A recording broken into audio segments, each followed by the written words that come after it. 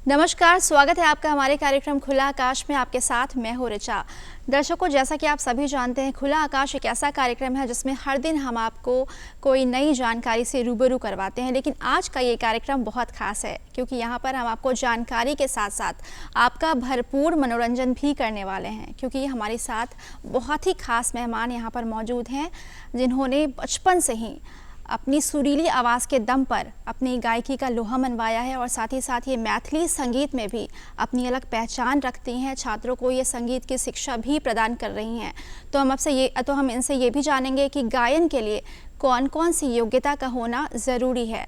तो बात करने से पहले, मुलाकात करने से पहले और उनकी मधुर गीत सुनने से पहले आइए उनके बारे में थोड़ा जान लेते हैं।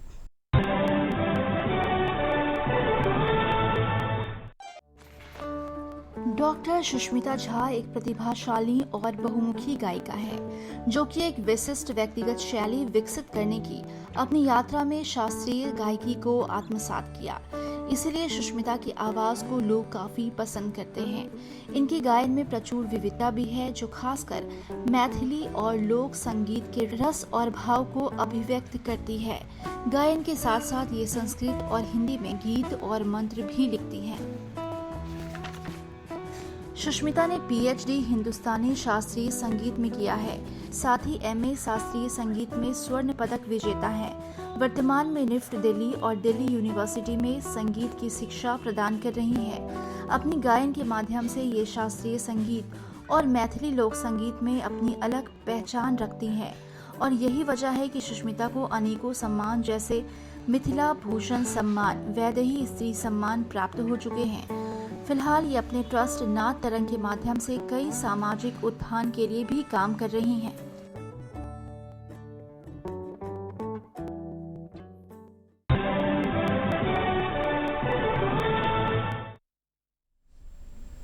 तो आइए दर्शकों, मिलकर स्वागत करते हैं शास्त्रीय संगीत, भक्ति संगीत और साथ ही साथ मैथिली लोक संगीत गायिका डॉक्टर सुष्मिता झा का।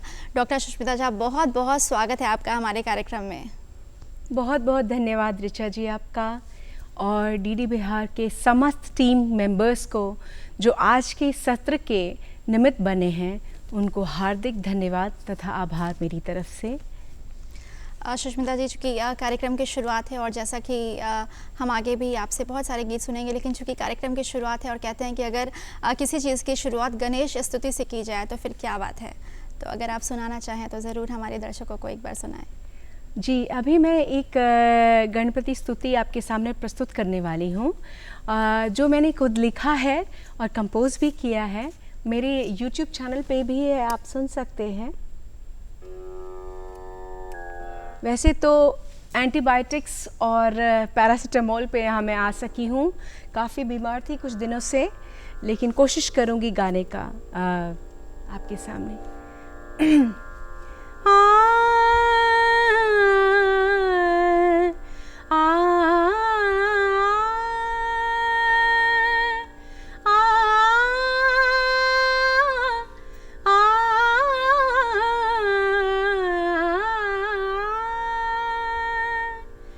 ज्येष्ठ राज गणपति कृपाला, ज्येष्ठ राज गणपति कृपाला, विघ्न हरो सब दीन दयाला, विघ्न हरो सब दीन दयाला।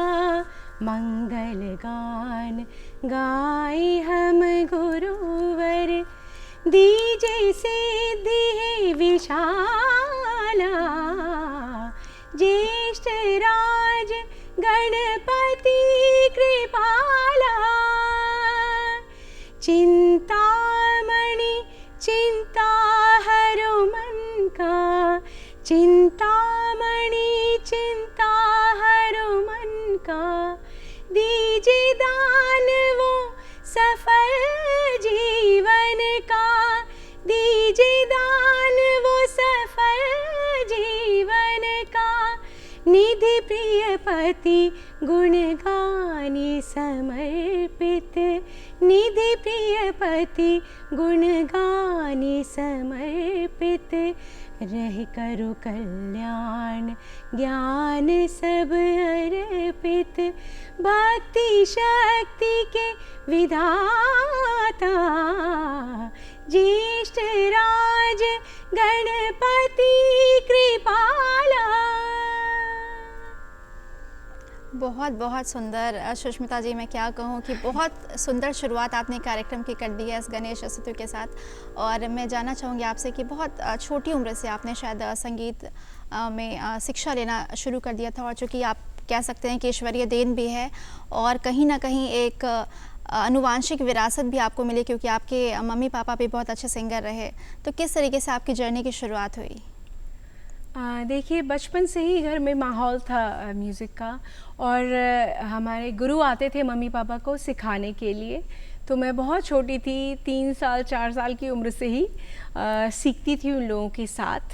और जब वो लोग स्टेज पे प्रोग्राम्स करते थे शुरुआत में, तो मैं बस 6 साल की उम्र से पहली बार मैंने उनके साथ स्टेज पे परफॉर्म किया था, और बहुत छोटी थी उस वक्त। और उसके बाद राग रागिनी भी कई सीखे मैंने। लेकिन जब बड़ी हुई तो पढ़ाई में अपने लग गई, और मैंने फिर ग्रेजुएशन किया अपना बॉटनी से, और मैंने अपना कंप्यूटर साइंस से भी किया। तो जब मैं, तब तक मेरी शादी भी हो गई थी।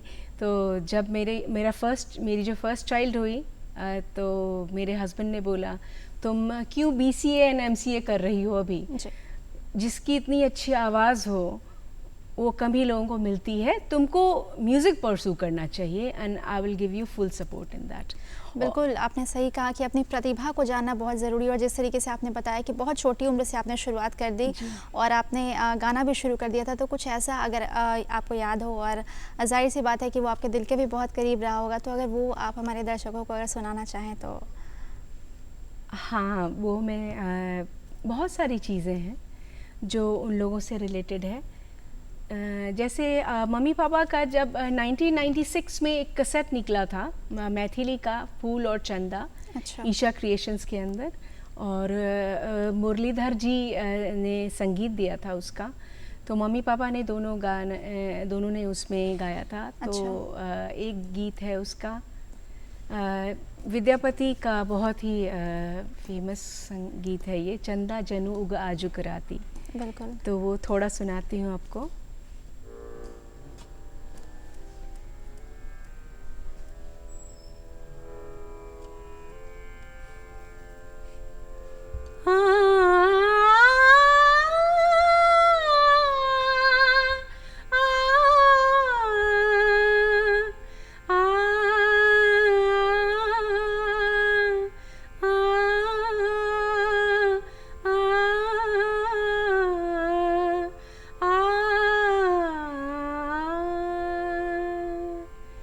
चंदा जनुग आजुक राती, चंदा जनुग आजुक राती, पी के लिखी पठायब पाती, पी के लिखी पठायब पाती, चंदा जनुक आजुक राती। बहुत सुंदर। और चूँकि आप इतना अच्छा गा रही हैं और मन कर रहा है कि बस आपको सुनती ही जाऊँ, लेकिन जो आज का हमारा विषय है कि गायन के लिए किन किन योग्यता का होना ज़रूरी है, तो मैं आपसे जानना चाहूँगी कि आपसे बेहतर और कौन बता सकता है कि गायन क्या है और क्या क्या योग्यता, अगर कोई इस फील्ड में जाना चाहता है तो कौन कौन सी एबिलिटी उसके अंदर होनी ही होनी चाहिए? सबसे पहले तो आवाज़ की जहाँ तक की बात आती है, आवाज़ हो सकता है गॉड गिफ्टेड हो सकता है बचपन से आपको ऐसी आवाज़ मिलो जो खूबसूरत हो। आवाज़ से भी बहुत महत्वपूर्ण है ट्रेनिंग। मतलब आपको ये समझना पड़ेगा कि हमें सुर का रियाज़ करना है, हमें ताल का सेंस होना चाहिए, तो उसके लिए हमें एक गुरु का होना बहुत आवश्यक है। अगर कम उम्र से मिले तो बहुत अच्छा हो, लेकिन गुरु का सानिध्य होना बहुत ज़रूरी है। कहते हैं ना, बिन गुरु ज्ञान कहाँ। तो एक गुरु अपने लिए ज़रूर आपको ढूंढना पड़ेगा, और उनसे शिक्षा लेनी पड़ेगी। कुछ दिनों के बाद जब शिक्षा लेंगे तब पता चलेगा कि स्वरों का रियाज किस तरह से करते हैं, और चाहे वो कोई किसी भी प्रकार का संगीत क्यों ना हो, मैथिली संगीत, लोक संगीत, शास्त्रीय संगीत, सब तरह के संगीत के लिए रियाज, सुर की समझ, ताल की समझ आपको गुरु ही समझा सकता है। और चूंकि आप बचपन से ये करती आ रही हैं, तो क्या आप अभी भी रियाज करती हैं? जी बिल्कुल। अच्छा। हमारे प्रोफेशन में तो कहते हैं अगर आपने एक दिन रियाज छोड़ा तो आप 21 दिन पीछे चले गए। अच्छा। तो वो हम रियाज छोड़ना अफोर्ड नहीं कर सकते हैं। बस बीमार पड़ने के बाद ही, जैसे अभी 3-4 दिनों से मैं बिल्कुल नहीं कर पाई क्योंकि थ्रोट इन्फेक्शन था। बिल्कुल। तो आप बचपन से ही शास्त्रीय संगीत सीखती आ रही हैं, तो अगर शास्त्रीय संगीत का कोई ऐसा गाना, कोई ऐसा धुन जो आप सुनाना चाहें तो मैं चाहूँगी ज़रूर। जी आप सुनाएं। जैसे जब मैंने प्रोफेशनली परफॉर्मेंस सीखा तो मैंने बचपन से ही है। जी। और मैंने जैसे बताया आपको कि शादी के बाद, मेरे फर्स्ट चाइल्ड के बाद मैंने प्रोफेशनल ट्रेनिंग ली, पीएचडी, पूरा मास्टर्स, पीएचडी, सब कुछ मैंने उसकी शादी के बाद। तो यहाँ पे मेरा एक छोटा सा सवाल है कि अगर क्या कोई जो इस फील्ड में आना चाहता है, तो क्या सिर्फ प्रतिभा काफ़ी है या फिर उनको कोई कोर्स भी करना होगा जिस तरीके से आपने किया?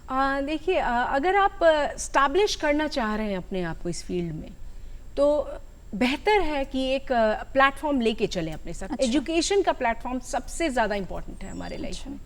जब तक आपके पास एजुकेशन का पावर नहीं होगा, नॉलेज का पावर नहीं होगा, बहुत मुश्किल है एक प्लेटफॉर्म बना के चलना। आदमी भटक सकता है अपने स्वरों से। तो आपको एजुकेशन लें और इसके बारे में ज्ञान हो तो आप कहीं भी जा सकते हैं, कोई भी प्रोफेशन चुन सकते हैं। म्यूज़िक में भी बहुत सारे प्रोफेशन हैं उसको। बिल्कुल। अब हम चाहेंगे कि थोड़ा शास्त्रीय संगीत भी अगर आप सुना ले तो क्या बात है। जी। जब मैंने प्रोफेशनली गाना शुरू किया था, स्टेज पे परफॉर्मेंस देना शुरू किया, प्रोफेशनल इन द सेंस जब प्रॉपर पेमेंट की बात जब आती है तो एक प्रोफेशन तब आता है आपका जब वहाँ पे पेमेंट शुरू होती है। तो सबसे पहले मैंने ताज महोत्सव जो था उसमें परफॉर्म किया था। उसमें जो परफॉर्म किया था वो थोड़ा सा सुनाती हूँ, ज़्यादा तो टाइम नहीं है, साज नहीं है तो हम वो उस तरह से नहीं गा पाएंगे। रिदमिक जो एक डिस्ट्रीब्यूशन होता है, जहाँ तक आप कंफर्टेबल है वहाँ तक। तो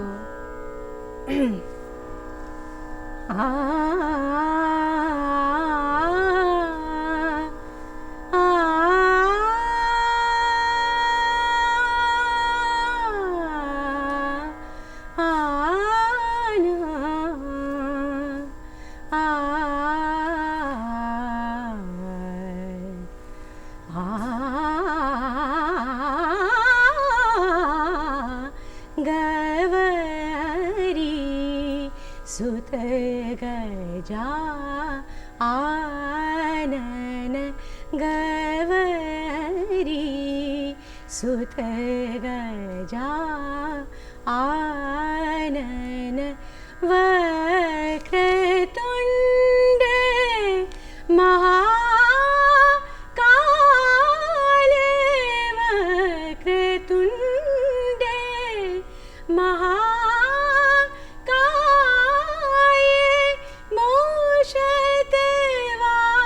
मोषतवाहन मोदक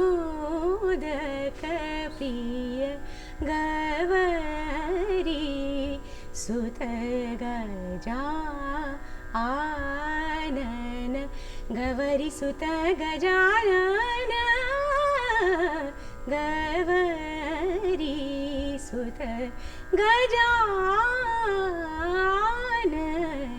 गवरी सुत गजानन गवरी गवरी। बहुत खूबसूरत सुष्मिता जी। जो एक वर्ड है मंत्रमुग्ध, आज मैंने उसे फील किया है कि मंत्रमुग्ध क्या होता है। और अब बिल्कुल मुझे लगता है कि जो दर्शक भी हमें सुन रहे होंगे वो भी आपकी गायकी को सुनकर बिल्कुल मंत्रमुग्ध हो गए होंगे। और फिलहाल यहाँ पर हम रुकेंगे एक छोटे से ब्रेक के लिए। तो यहाँ पर वक्त है एक छोटे से ब्रेक का, लेकिन हम जल्द लौटेंगे और ये सुरों का जो सिलसिला है वो जारी रहेगा। तो प्लीज़ हमारे साथ बने रहिए।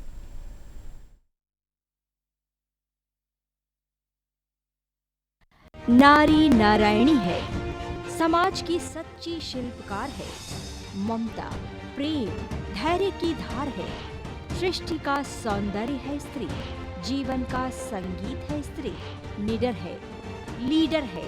हर स्त्री को चाहिए उसके हिस्से की जमीन और एक खुला आकाश। देखिए महिला सशक्तिकरण पर आधारित कार्यक्रम खुला आकाश, सोमवार से शुक्रवार लाइव दोपहर 12 बजे सिर्फ डीडी बिहार पर।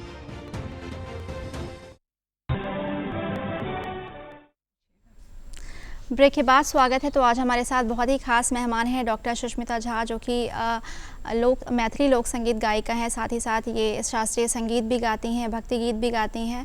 सुष्मिता जी, जिस तरीके से हम आपको सुन रहे थे, बिल्कुल हम मंत्रमुग्ध हो गए थे। और चूँकि आज का हमारा विषय भी है तो उस पर भी थोड़ा बात करना ज़रूरी है कि हम योग्यता की बात कर रहे हैं कि क्या क्या योग्यता होना ज़रूरी है गायन के लिए। तो जब हम बात करते हैं स्टेज परफॉर्मेंस की, तो स्टेज परफॉर्मेंस भी एक बहुत अच्छा ज़रिया है जहाँ पर आप नाम कमा सकते हैं, पैसे भी कमा सकते हैं और लोग आपको जानते भी हैं।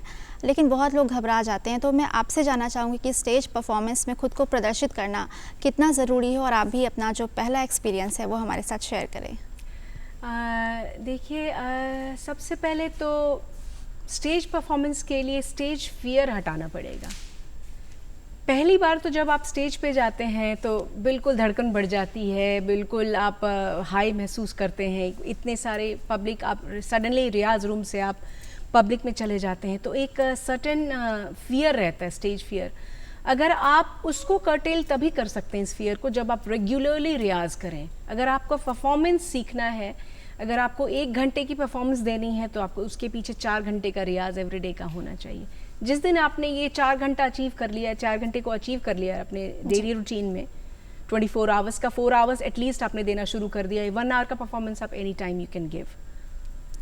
तो दर्शकों, आप सुन रहे होंगे कि जिस तरीके से सुष्मिता जी बता रही हैं, अगर आप उन टिप्स को फॉलो करते हैं तो बेहतर आप एक करियर के तौर पर सिंगिंग को आगे ले जा सकते हो। और जिस तरीके से सुष्मिता जी बहुत नाम और शोहरत सब कुछ कमा रही हैं, उसी तरीके से आप भी आगे अपने लाइफ को सफल बना सकते हैं। सुष्मिता जी, चूँकि पहले स्टेज परफॉर्मेंस की हमने बात की, तो क्या आपकी भी कोई ऐसी पहली अगर स्टेज परफॉर्मेंस की बात करें तो जब आपने गाया था, तो क्या अगर वो आप हमें अभी सुनाना चाहें तो बहुत अच्छा होगा। ये जो मैंने आपको शास्त्रीय संगीत वाला सुनाया था, अच्छा, ये मेरा पहला था। ये पहला परफॉर्मेंस था आपका। ये प्रोफेशनली मैंने पहली बार जो पेड परफॉर्मेंस जो होता है वो था मेरा ताज महोत्सव का।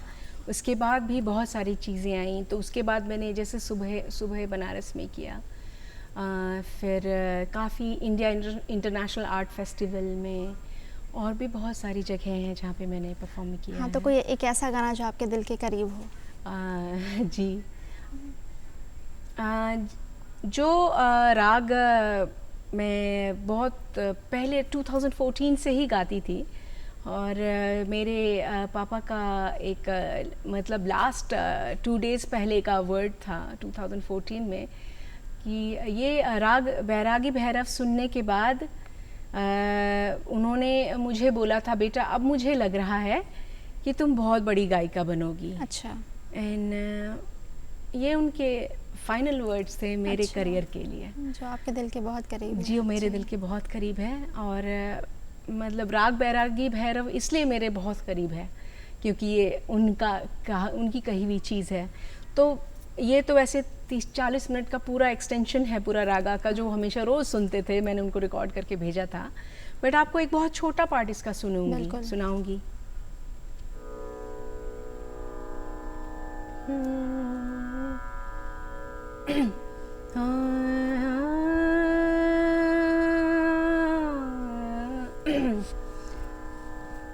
सोचे आई एम सॉरी, मेरी आवाज़ बिल्कुल फंसी हुई तो है। बिल्कुल हम आपको बताना चाहेंगे कि सुष्मिता जी, जब कल मेरी इनसे बात हो रही थी, इनकी तबीयत बहुत ज़्यादा ख़राब थी और लग भी नहीं रहा था कि आज ये आ पाएंगी। लेकिन जिस तरह से कहते हैं कि जो एक गायक होता है वो बहुत अनुशासन के साथ चलता है और अपने उनके जीवन में अनुशासन बहुत मायने रखता है। तो इन्होंने एक बार कह दिया कि अगर वो आएंगी तो ये आज आई हैं यहाँ पर पैरासीटामोल इन्होंने खाया और इससे पहले भी इन्हें बुखार था और फिर भी ये हमारे सामने है, तो इसके लिए तो आपका बहुत दिल से शुक्रिया सुष्मिता जी करना चाहेंगे। तो कुछ हम जानना चाहेंगे, जिस तरीके से आपने बताया कि आपके हस्बैंड ने, चूँकि आप अपनी पढ़ाई को आगे बढ़ाना चाह रही थी, लेकिन आपके हस्बैंड ने आपको बहुत ज़्यादा मोटिवेट किया कि आप बहुत अच्छा गाती हैं और इसको आगे लेकर आप जा सकती हैं, तो इसके बारे में आप क्या बताना चाहेंगे? कहीं कहीं होता है, मतलब जो सिचुएशन होता है, जो फीमेल सिंगर्स बेसिकली जो होती हैं हमारे, स्पेशली हमारे समाज में लोग कभी कभी मोटिवेट करते हैं जी। और कभी कभी बोलते तुम करो, मैं तुमको सपोर्ट करूँगा। इससे बहुत आगे उन्होंने मेरे हस्बैंड श्री रत्नेश कुमार झा जी, उन्होंने इससे बहुत आगे का काम किया। उन्होंने हर पल मेरा साथ दिया और जैसे मैंने पीएचडी कोर्स वर्क के लिए जाती थी, रोज़ मुझे सुबह 5 बजे छोड़ते थे वो स्टेशन पे, फिर वो बच्चों को स्कूल भेजते थे, फिर लाते थे। तो ये मतलब ये स्ट्रगल्स, ये जो हमारा स्ट्रगल मेरे लाइफ का पास्ट 12-13 ईयर्स का जो म्यूज़िक का है, second phase of my life of बिल्कुल सही कहा, क्योंकि बहुत मुश्किल होता है बच्चों के साथ, हस्बैंड के साथ। हाँ। आपको घर भी मैनेज करना है और आपको बाहर भी मैनेज करना है, और इसमें अगर हस्बैंड का सपोर्ट मिल जाए तो ये एक और बहुत अच्छी बात होती है। और चूंकि आपके साथ मुझे लगता है कि ईश्वर की जो असीम कृपा है वो आप पर है, क्योंकि आपकी आवाज़ इतनी अच्छी है, ईश्वरीय भेंट हम इसे कह सकते हैं, और हस्बैंड भी आपको इतने अच्छे सपोर्टिंग मिले जिन्होंने आपको सपोर्ट किया, आगे बढ़ाया। और यही हम हमेशा कहते हैं कि अगर पार्टनर का सपोर्ट हो तो आप हर फील्ड में आगे जा सकते हैं और कोई भी आपको आगे बढ़ने से रोक नहीं सकता। सुष्मिता जी, आगे हम आपसे जानना चाहेंगे कि जिस तरीके से आपने अपने करियर की शुरुआत की और अभी तक आप अपने इस जर्नी को देखती हैं, तो जो लोग इस फील्ड में जाना चाहते हैं, क्योंकि हम देखते हैं कि जो हमारे युवा हैं या हमारी जो भी महिलाएं जो अभी फ़िलहाल हमें देख रही हैं, अगर वो इस फील्ड में जाना चाहती हैं तो एक पॉइंट के बाद ऐसा आता है जब वो थोड़ी हताश हो जाती हैं, बहुत जल्दी लोग घबरा जाते हैं, तो आप उन्हें क्या संदेश देना चाहेंगे? देखिए, हम जब मैं आपको एक बात कहना चाहूँगी, कोई भी क्रिएटिव फील्ड जो है वो अलग है, नॉर्मल फील्ड से अलग है। अगर आप एक इंजीनियरिंग में जाते हैं, अगर आप बीएससी करते हैं, या तो आप डॉक्टर बनते हैं, या तो आपने सिविल सर्विसेज चुना, सब चीज़ के लिए एक फिक्स्ड पाथ है। सब चीज़ के लिए एक फिक्स्ड पाथ है। आपने इतना पढ़ा, मे बी आपकी लक ने सपोर्ट किया, आप करेंगे, लेकिन आर्टिस्ट का लाइफ बहुत डिफरेंट होता है। कोई फिक्स्ड पाथ नहीं है, आगे जाके सक्सेस मिलेगा नहीं ये नहीं जानते हैं, लेकिन अगर आपके अंदर जज्बा है, अगर आपके अंदर वो आग है कि मैं करके रहूँगी और मैं आगे जाके रहूँगा या रहूँगी, तो आपको आगे बढ़ने से कोई भी सिचुएशन नहीं रोक सकता है। कई बार ऐसा लगेगा कि नहीं, मेरा तो बिल्कुल म्यूज़िक ख़त्म, आज के बाद बिल्कुल बंद हो जाएगा। नहीं। तो क्या आपके भी जीवन में कहीं कोई ऐसा पॉइंट आया जब आपको भी लगा कि अब मैं आगे नहीं जा सकती? बहुत बार आया ऐसा। मेरे मास्टर्स में मम्मी पापा दोनों चले गए। अच्छा। और मेरे पीएचडी की शुरुआत में ही मेरी मदर इन लॉ के साथ भी बहुत मेजर हो गया, ब्रेन स्ट्रोक एंड ऑल। तो घर में सिचुएशन बहुत ऐसा नहीं था फेवरेबल हेल्थ के मामले में, बट धीरे धीरे म्यूज़िक ही ने ही मुझे निकाला। इन सिचुएशन में ही म्यूज़िक ने मुझे सहारा दिया। बिल्कुल सुष्मिता जी, आपने बहुत अच्छी बात कही कि अगर आपके अंदर प्रतिभा है, सच्ची लगन है और कठिन परिश्रम आप करते हैं तो फिर आपको आगे बढ़ने से कोई रोक नहीं सकता। और सुष्मिता जी इसकी एक बहुत जीती जागती और सफल उदाहरण है हमारे सामने। सुष्मिता जी, मैं माफ़ी चाहूँगी, लेकिन अगर आप थोड़ा अगर बेटर फील करें तो हमें अगर एक नव दुर्गा स्रोत की कुछ पंक्तियाँ अगर आप हमें सुना पाएँ तो। हाँ, नव दुर्गा मैंने एक लिखा था संस्कृत में, और 9 रागों पे इसको आधारित किया था। तो एक बेसिकली राग सागर मैं बोलती हूँ इसको। बिल्कुल, आपकी तबीयत ठीक नहीं है, लेकिन फिर भी मेरा भी और जो हमारे दर्शक हमें देख रहे होंगे वो भी ज़रूर चाह रहे होंगे कि आपकी वाणी को और ज़्यादा सुन पाए तो। अगर अटक गया तो रुक जाऊंगी, नहीं अटका तो गाने लगूंगी। थोड़ा सा शैलपुत्री तक सुनाती हूँ आपको। नव दुर्गा के 9 रूप है तो 11 मिनट का है, तो बस शैलपुत्री तक सुनाती हूँ। प्रथमम शैलपुत्री आपने सबने पढ़ा होगा। तो मैंने दुर्गा सप्तशती से पहला मंत्र लिया है, उसके बाद बीज मंत्र के साथ सबको जोड़ा है। सभी माँ दुर्गा को मैंने इन्वोक करने की कोशिश की है इसमें। तो आपको शैलपुत्री के बीज मंत्र के साथ सुनाऊंगी। बिल्कुल।